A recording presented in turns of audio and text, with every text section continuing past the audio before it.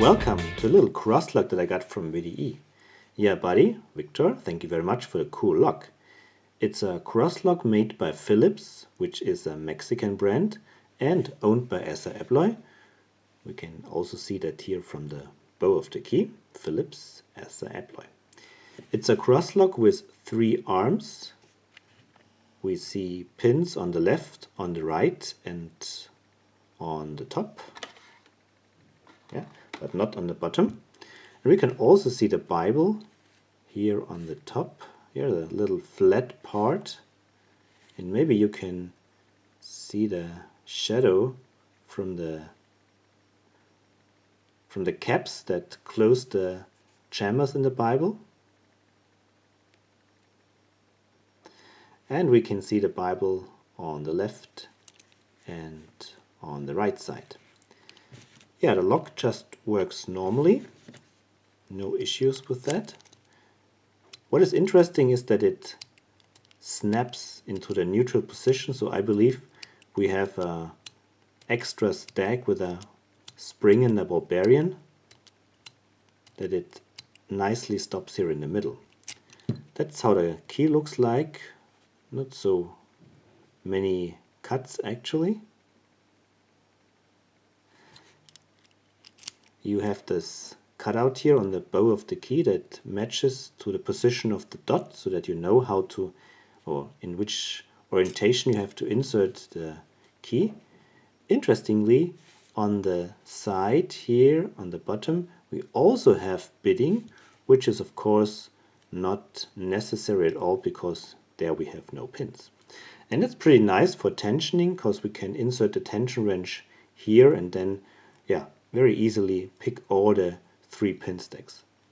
I will try to do a full rotation, and we have to pick it again and again because at every 90 degree it locks back up, because then other key pin stacks meet with the other pin stacks of the Bible. Okay, let me clamp it in a vise and then we will see how that goes. So here's the Phillips lock clamped in a vise. Still operates normally. For tensioning I use a modified hex wrench. Turn it counterclockwise, and I use a gozo pick for picking the pins. Quite some tension is required to overcome the mechanism that holds the plug in the neutral position, and feel a little give on the plug when working on the right side. Nothing here on the top. Nothing on the right side, or maybe here. Core turned a little bit more, but there are no spools as far as I can tell. So the plug will just turn, and now it's locked again. And we have to pick only the top and the left side, because on the right side we have no key pins, and down there we have no driver pins. So let's continue to achieve the full rotation. Nothing here on the top. I can feel something binding here. Core turned a bit. Another tiny movement. Another tiny movement. And it turned again. So now we have to pick left and right, because on the top we don't have key pins.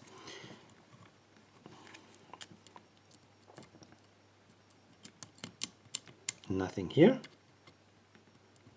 Yeah, there's something binding. Another pin binding. Really cool how this behaves. No, still the right side. Yeah, there is one pin binding. Or no, that's a pin that is actually at the shear line.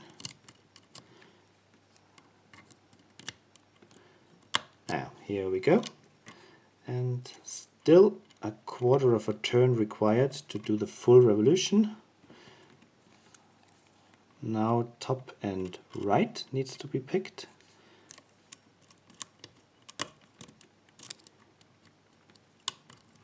Turn a bit.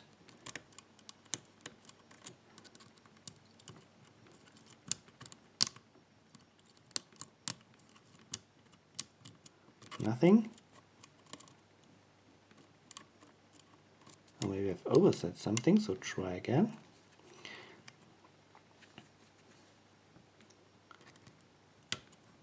Okay, turned a bit, and there's another pin binding. Turned a bit more. Well, let's see. Turned a bit more. And we are back in the neutral position, and lock still works. So now I want to see if we can open up this lock and look inside. I've never got it, one of these cross locks. This might become a little bit messy, but try this anyway. So first I have to get off the clip. Not sure if my new clip bander will help.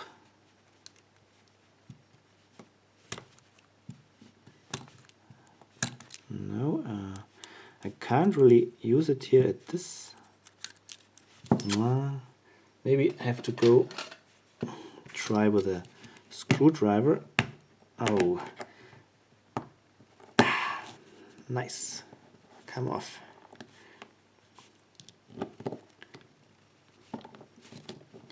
It's coming.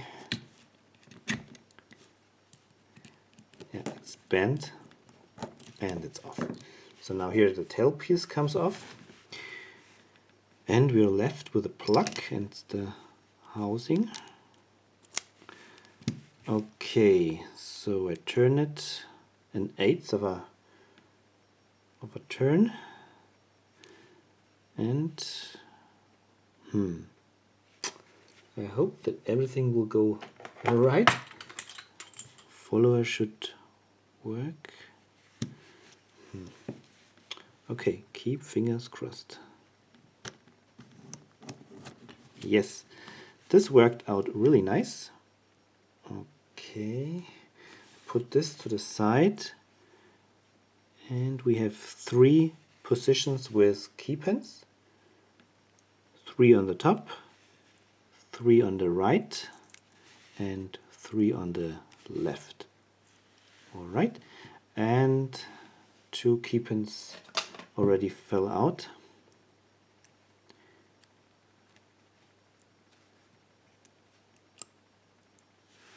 Okay, move this to the side, and then we'll have a look at the Bible.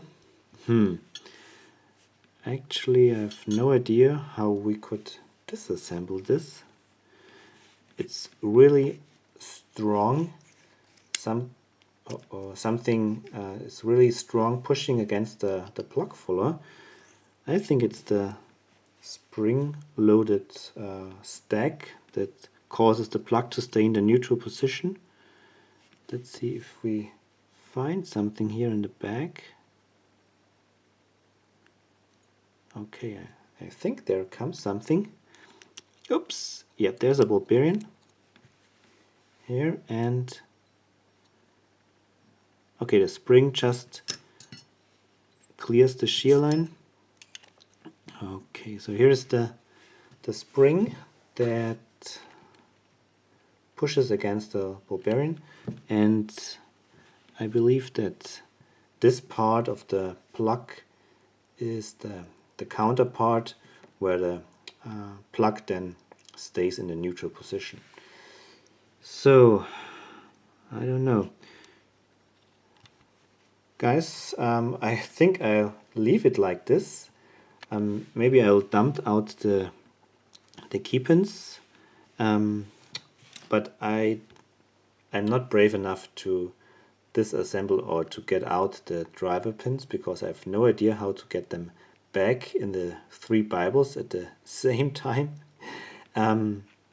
Yeah, let me put out the key pins, and I'll be back in a second. So here's the lock taken apart to the extent I still feel comfortable. The plug is very nice and round, 3 times 3 chambers for the key pins and the additional dent for accepting the ball bearing. Something else came out from this hole, was this pin here. Goes in like this, but it has no function, at least not with this tailpiece. You can see it works with a pin and works without the pin.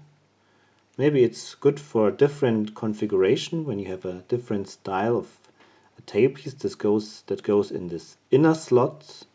Then maybe the pin is needed, but other than that it has no function for picking or for security. Yeah, we have the key pins. It's left, right and top, and maybe you can see that the key pins are round on both ends, so no matter in which direction you put it in, you always have a tip.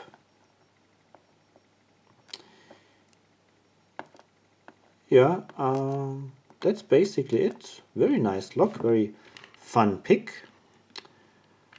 Sorry that I don't show you the driver pins, but I doubt that I'll be able to get this lock back together in a reasonable time, so I believe we only would see standard driver pins.